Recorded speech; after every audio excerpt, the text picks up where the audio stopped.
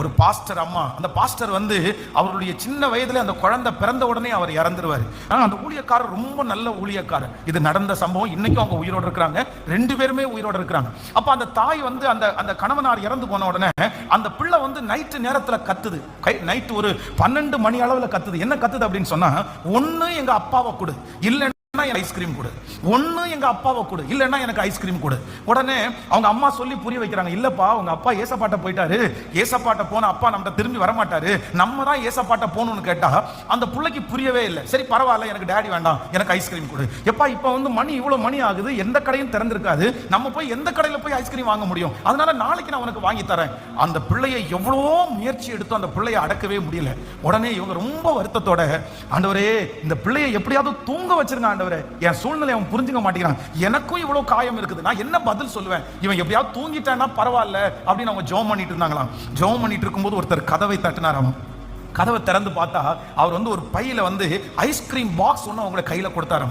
உடனே இவங்களுக்கு ரொம்ப பிரமிப்பாச்சா, என்ன நடந்துச்சுன்னு கேட்டா, இல்ல நான் ஜெபம் பண்ணிட்டு இருக்கும்போது, இரவுல ஜெபம் பண்ணிட்டு இருக்கும்போது உங்களுக்கு 1 மாதத்திற்கான மளிகை தேவை எல்லாத்தையுமே வாங்கி கொடுக்கணும்னு ஆண்டவர் என்னுடைய இருதயத்துல பேசிட்டே இருந்தாரு.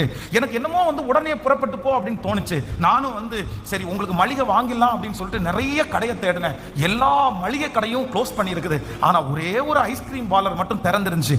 அந்த டைம் தான் அவன் வந்து க்ளோஸ் பண்றதா இருந்தா. உடனே எனக்கு தோணுச்சு, சரி இந்த ஒருவேளை அவங்க முழிச்சிருந்தாங்கன்னா இந்த ஐஸ்கிரீம் பாக்ஸ் ஒன்ன வாங்கிட்டு போய் அவங்க கையில கொடுத்துட்டு அவங்களுக்கு என்ன மளிகை தேவைன்னு நம்ம கேட்டு வாங்கி கொடுத்துடலான்னு உங்க வீட்டுக்கு நான் வந்திருக்கிறேன். ஒரு சின்ன ஹெல்ப் மட்டும் பண்ணுங்க, இந்த ஐஸ்கிரீம் மட்டும் நீங்க வாங்கிட்டு உங்களுடைய மளிகை என்னென்ன வாங்கணும்னு லிஸ்ட் கொடுத்துட்டீங்கன்னா நாளைக்கே வாங்கி கொடுத்துருவேன்னு சொன்னாங்களாமா.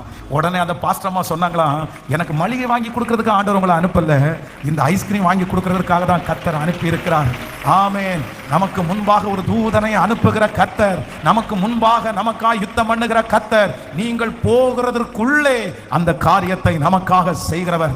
இதுவரைக்கும் ஒருவேளை இப்படிப்பட்ட ஒரு ஆசீர்வாதத்தை நீங்க பார்த்தீங்களோ பார்க்கலையோ எனக்கு தெரியாது. இதுவரைக்கும் நீங்க பார்த்தது எல்லாமே நீங்க போனதுக்கு அப்புறம் தான் நடக்கலாம். யார் பண்ணுனான்னு உங்களுக்கு தெரிஞ்சுதான் ஒருவேளை நடக்கலாம். ஆனா வெகு சீக்கிரத்துல உங்களுக்கு ஒரு அற்புதம் நடக்கும்.